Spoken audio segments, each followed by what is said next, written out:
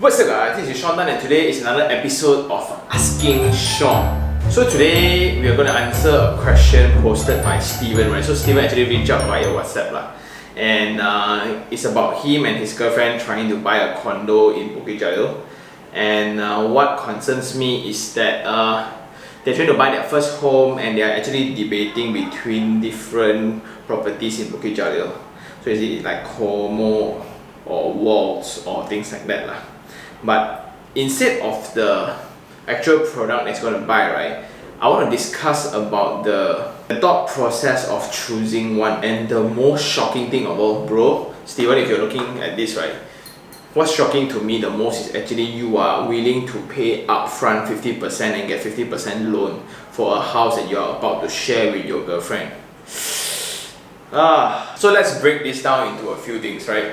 It's for your own stay, right? So as long as you like the place, number one, and number two, as long as you can afford the place, then you can get it, right? What do I mean by afford is live within your means, because a lot of people will just think that, oh, I can just buy the property, right? Let's say I can afford 1 million. Should you really go full force 1 million, or should you actually like cut a bit like 800 over 1,000? Because the misconception is this: there's a difference between buying a property and moving in. A lot of people have no clue that there's a move-in cost, right? Especially after I work in the makeover, guys, right? A lot of people have difficulty in actual moving into their new properties. We, the younger generation, right, we are eligible, we can take a lot of loan and things like that, right?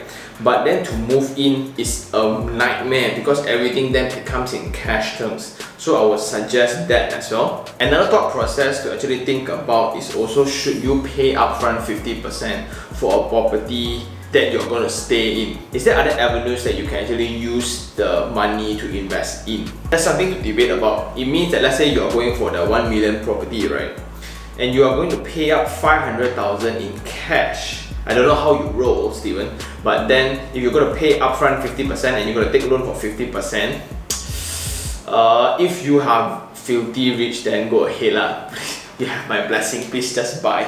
But what I would suggest is actually to get a property that you can actually afford, not coughing out the money. Use the 500,000, right, to actually, if you put in a bank FD also, you get 3 point something percent. So there's this thing called opportunity cost. Opportunity cost is if I put in this 500,000 into the property, right, and I stay and every month I see install, what if I invest this 500,000 into somewhere else? Can I actually invest in a lower price property that actually can generate rental income?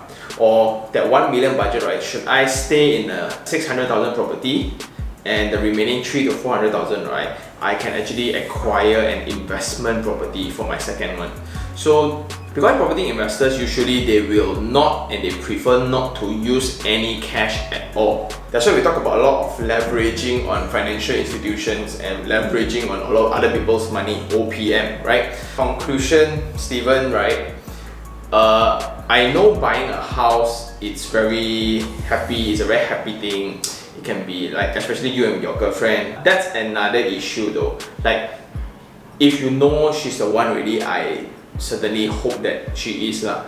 Then you put both of your name together and take the bank loan together. But again, in this channel, we talk a lot about this. Sometimes the relationship doesn't work out, right? And this actually breaks the property.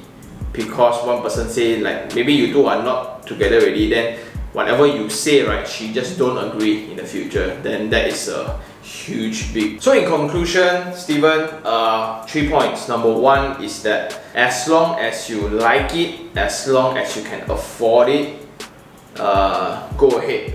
But don't get your dream home as your first property, because the cost and the installment, right, just burden. Let's say 1 month 2,000, 3,000 for your installment, right, means somewhat a person's full pay goes into the bank every month. So that will create a lot of stress and things like that. So that leads to number two, where you are actually sharing names for the property, right? Somewhat means you cannot afford the property lah. So you can afford as one lah, right? Can you actually like downsize first for your very first home? Maybe you want to consider it, because I look at your picture profile pic, you look young lah. Do you really need such a big unit, or can you just like cut down a little bit, get a moderate one? And don't be led by all this discount.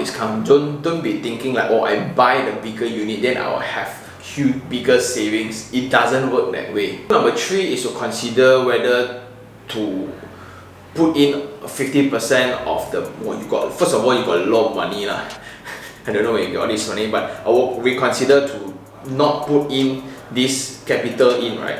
I will actually consider to actually put in other forms of investment, either put in REITs where you have consistent dividends, or you put into FD for 3% This is because housing loan is one of the lowest interest rate financing mode, right? So better leverage on it than to actually cough out all your money and put in. So those are my advice, Steven. Thank you very much for reaching out via my phone number lah. Okay, I'm sorry for not getting to you as much. I really hope that you reconsider all those points, and if you are okay, you thought through and you think you can manage, then just go ahead, and congratulations for your first property. Until next time, this is Sean Tan. Ciao.